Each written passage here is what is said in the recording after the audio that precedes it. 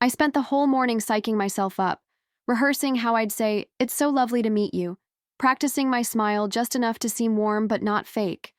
I wasn't just meeting Liam's family, I was stepping into their world. I wore my favorite dress, the one that made me feel like I had my life together, and heels that clicked too loudly on their polished floors.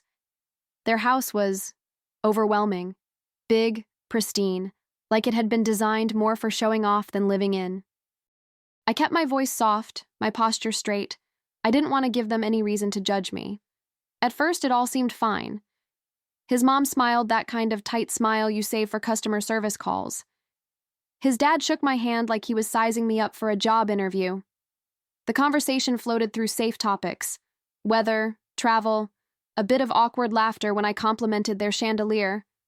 I could feel them watching me, though, measuring. I kept thinking, just get through dinner, smile. Be polite, don't give them a reason to think you don't belong. Then it started. "So, what is it that you do again?" Innocent enough on the surface, but there was something behind it, a tone I've heard before. I explained what I do, proud of it, but his aunt chimed in right after, "Oh, that's sweet." Sweet. Like I just told them I run a lemonade stand. I laughed it off, kept my voice steady. But inside, I felt something shift. I wasn't there to start a fight, but they were begging for one. The questions kept coming, each one dressed up as small talk, but laced with something sharper. "No offense," one of them said, eyes flicking over my outfit. "But do you even make enough to pay rent these days?"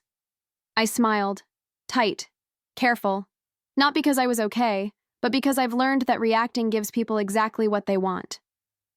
Liam glanced at me, then quickly away, like he couldn't decide whether to jump in or just pretend he hadn't heard. Spoiler, he chose silence. They were circling me like sharks and pearls.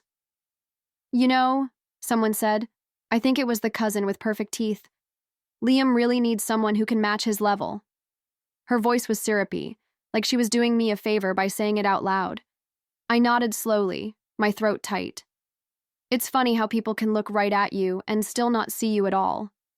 They thought they were being clever, subtle, like their words wouldn't land if they wore silk and smiled while saying them. But I heard every single one. I heard it in the way his uncle chuckled when I mentioned my apartment. I saw it in the shared glances, in the way they asked questions they already thought they knew the answers to. I wasn't angry yet, not fully, just disappointed. I had walked into that house thinking maybe, just maybe, they'd give me a chance. Instead, they gave me a script they expected me to follow. What they didn't know was, I had my own ending planned. I kept my hands folded in my lap, mostly to stop them from trembling, or worse, from slamming a wine glass down on their polished mahogany table. The worst part? I wasn't even surprised. I'd felt the judgment coming the second I stepped through their oversized door. I told myself to be calm, to take the high road. But being calm when you're being dressed down with compliments is like smiling through a slap. It's unnatural, it's exhausting. Still, I held my smile like it was armor. Because that's what it had to be. I'd learned long ago that some people only respect silence when it comes with a smirk. Let them think they're winning. Let them laugh behind their designer napkins and glassware that costs more than my monthly income. Let them think I'm just some sweet broke girl clinging to their golden boy. I knew something they didn't. Something none of them could have guessed. But I wasn't ready to drop it. Not yet. Because here's the thing. I hadn't come there to prove a point. I hadn't come to draw lines or settle scores. I came hoping to be liked, to be welcomed, to be part of something that mattered to someone I loved. But they were making that impossible. And while I wasn't looking for a fight, I could feel it rising in my chest like a tide. They were practically begging for one. And I've never been great at pretending I didn't hear the invitation. It didn't take long for the polite masks to fully slip. One of the aunts, the one with the diamond earrings big enough to blind someone, let out a laugh that cut through the room like broken glass. "She probably still lives with roommates," she said, turning to her sister. "Or worse, her parents." They all laughed, loud, shameless, like I wasn't sitting right there, gripping my napkin so tightly it was starting to tear. I looked at Liam. He was busy buttering a roll like it was a full-time job. I wanted him to say something. Anything. A small, "That's not true," or maybe just, "Hey, don't." But he didn't. He wouldn't even meet my eyes. And that silence hurt more than the insults, because it told me everything I needed to know. I wasn't being brought into the family. I was being brought before a jury, and the only person who could have stood up for me was too afraid to lose their approval. So instead, he watched me drown, quietly hoping no one would notice the bubbles. My fists clenched under the table, hidden by linen and fake smiles. I kept smiling too, like I didn't hear what they said, like my face didn't feel hot, like I wasn't counting every breath just to keep my cool. I knew I couldn't let them see me crack. Not yet. They wanted that. They were poking, pushing, testing the limits of how much I'd take before breaking. What they didn't realize is I'd already passed the point of caring. They had no idea what was coming next. I took a sip of water I didn't need, mostly to buy time, to cool the fire building behind my ribs. But then his mother tilted her head and asked with a sugary smile, "So what's your long-term plan, Jane? You know, once you figure things out?" I bit the inside of my cheek, hard, the way she said it, like I was just wandering aimlessly through life waiting to be rescued. Like I hadn't worked for everything I had, like being with Liam was the best upgrade I could ever hope for. Then came the kicker. His father, who'd barely spoken a word all evening, looked at me with that smug little half grin and said, "A woman who doesn't even rent her own place? How embarrassing." The table laughed again. Not all of them, but enough. I stared straight at my plate, suddenly more aware than ever of how small I was meant to feel. But I didn't. Not anymore. My heartbeat slowed. Not raced, slowed, like my body knew the moment had come. And that's when I did it. I set my glass down, not hard, not loud, just deliberately, like punctuation, like a period at the end of their sentence. No one noticed at first, but I could feel it shift inside me, something sharp, something steady.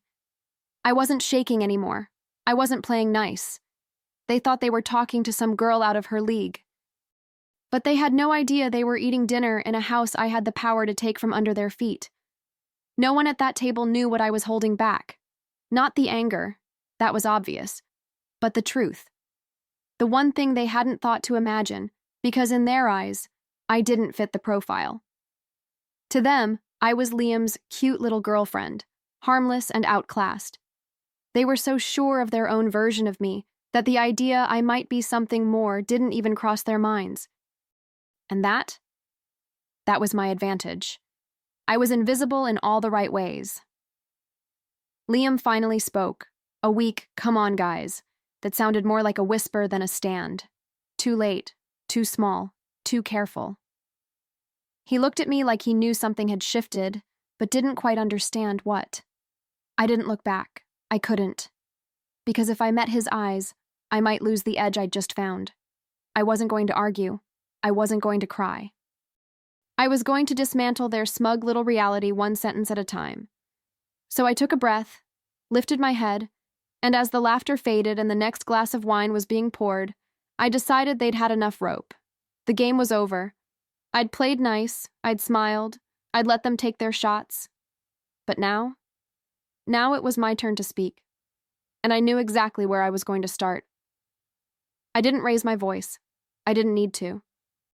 I just smiled, for real this time, and said, "Actually, this house, the one you're living in, it's mine." That line landed like a pin dropped in a cathedral. For a second, I thought maybe they hadn't heard me. They blinked, tilted their heads, waiting for the punchline. But I didn't laugh. I didn't flinch.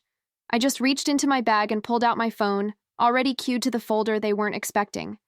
At first, they kept chuckling, nervous, dismissive. One aunt even said, "Oh, that's adorable," like I was pretending to be a princess for the night. But then I handed the phone to Liam's mother. "Take a look," I said, casually sipping my water. The screen lit up with a deed. My name. Well, technically, the name of my LLC, a quiet little company I'd used to invest in properties years ago. There it was, clear as day, purchase date, lot number, signature. Their laughter didn't just die, it choked. I watched it register. One by one, their faces changed. Not all at once, but like a wave hitting a shoreline. His dad leaned forward, squinting. His cousin stopped mid-bite. Liam didn't say a word. I wasn't showing off. I wasn't trying to humiliate anyone. I just wanted to stop the bleeding, to show them they were standing on assumptions as fragile as glass. And I was the one holding the hammer.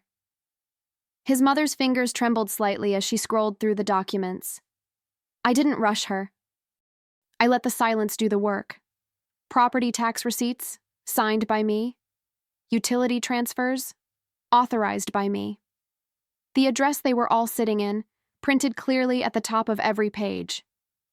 I could see the color drain from her face, like she was trying to figure out how a girl who probably lived with roommates could hold the keys to their lives without them ever knowing. I bought it as an investment property, I said, as calmly as if I were discussing the weather. A few years ago. Through a company name, thought I'd flip it eventually, but the rental income was good. I didn't tell them I hadn't even realized who the tenants were until I met Liam. That part didn't matter now. What mattered was the shift, the way the room had gone from judgment to disbelief, and disbelief to something close to fear. They weren't looking at me anymore. They were reevaluating me, rewinding every smug comment, every side glance, every laugh they'd let ring out at my expense. It was almost poetic, how fast they moved from superiority to silence. I didn't need to raise my chin or square my shoulders. The documents spoke for themselves. I'd spent the night sitting quietly at their table, letting them size me up, and now they were realizing they'd been dining under my roof. I leaned back slightly, letting them sit with it. The air in the room felt heavier now, like everyone was holding their breath but didn't quite know why. Liam finally spoke, voice low and shaky. "Wait, are you saying this is your house?" I turned to him and gave the smallest nod. "I didn't know at first," I said. "But yes, it's mine. I own it. Have for a while."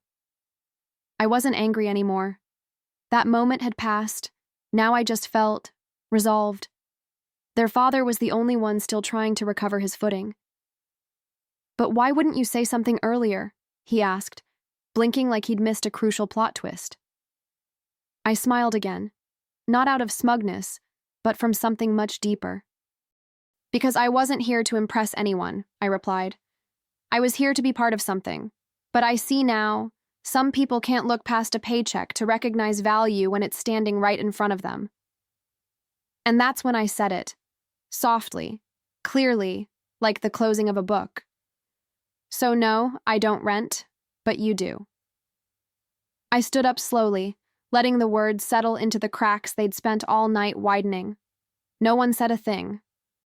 Not a laugh, not a gasp, just the sound of someone's fork gently hitting their plate. I didn't need to yell or throw a tantrum. I just told the truth. And sometimes the truth is heavier than anything you could possibly throw. No one moved. No one breathed. I've never heard a room go that quiet before, like the air had been sucked out and replaced with stunned silence.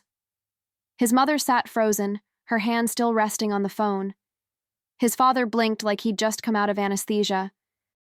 And Liam looked at me like he was meeting a stranger. Like the version of me they'd all decided on had been shattered, and now they didn't know what to do with the pieces. I didn't gloat. I didn't smirk. I just stood there, calm and steady, letting the weight of their own words settle around them.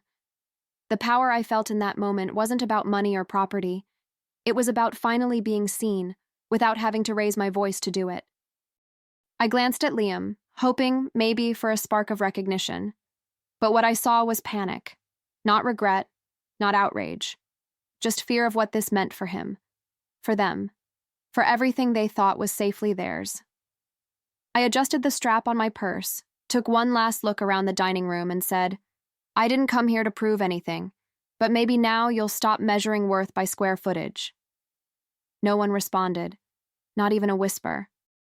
It was like they were all holding back 100 apologies they didn't know how to say. And that was fine. I didn't need to hear them. I turned toward the door, heels clicking softly against the floor. I'd never felt taller. I had barely stepped off the porch when I heard him behind me. "Jane! Wait!" His voice cracked. That same voice that had stayed so conveniently quiet all night. I didn't stop right away.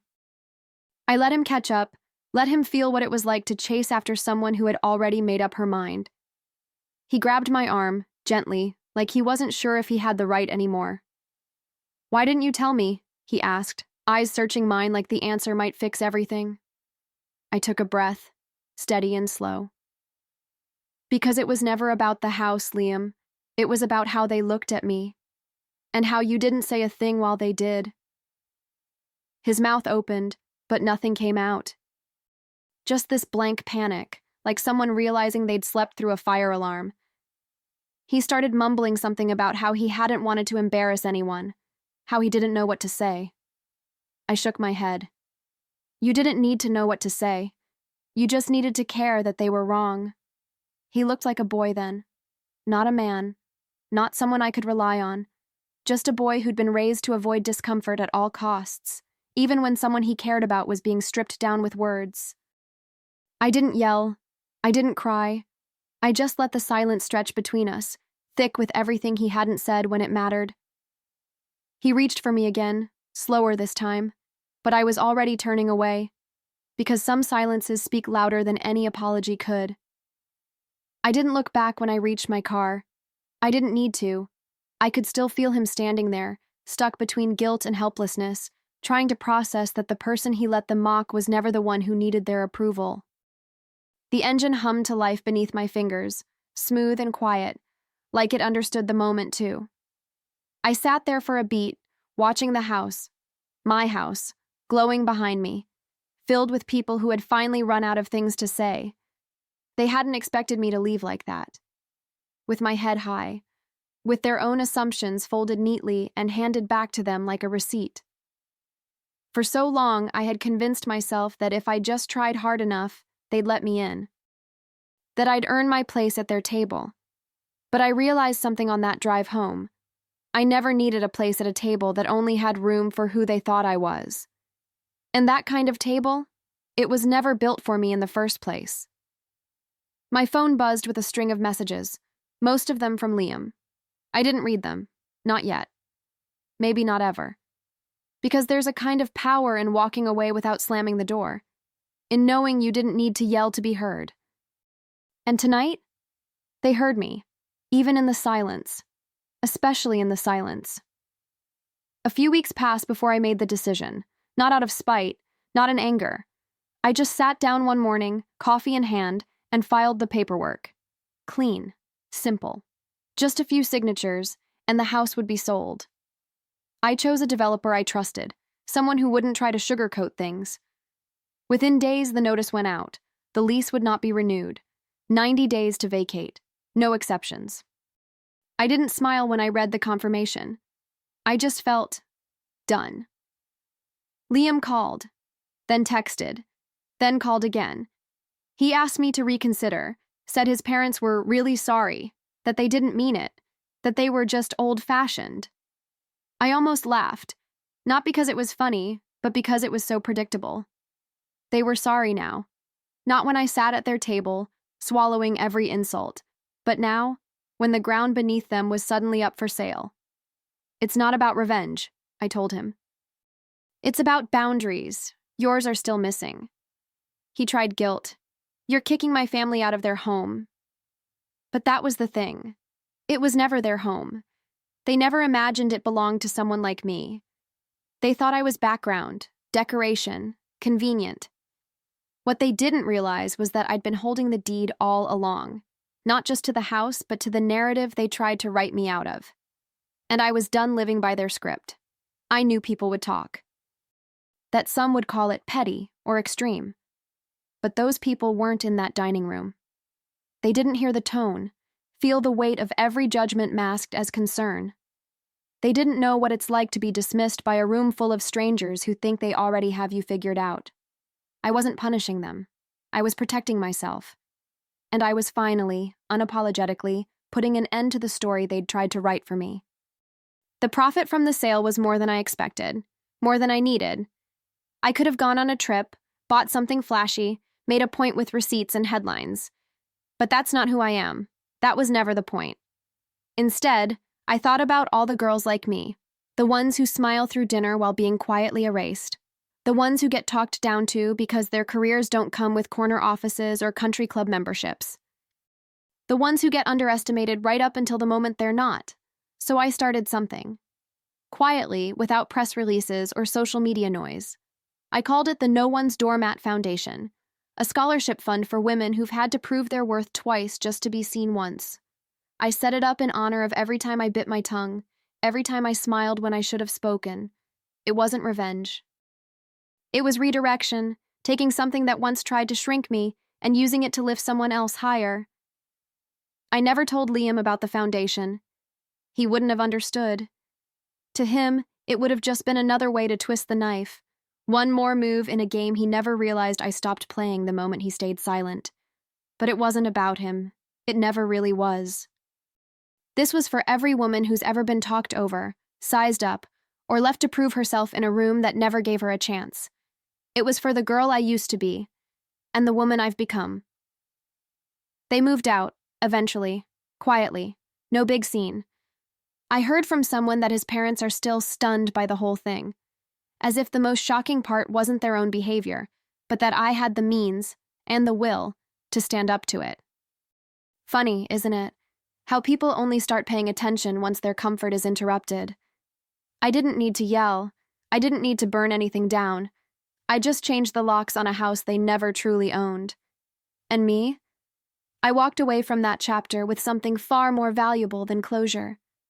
I walked away with clarity, with peace, with a fire I never planned to light but refused to put out. I walked in as the girl who couldn't afford rent, and left as the woman who owned their address.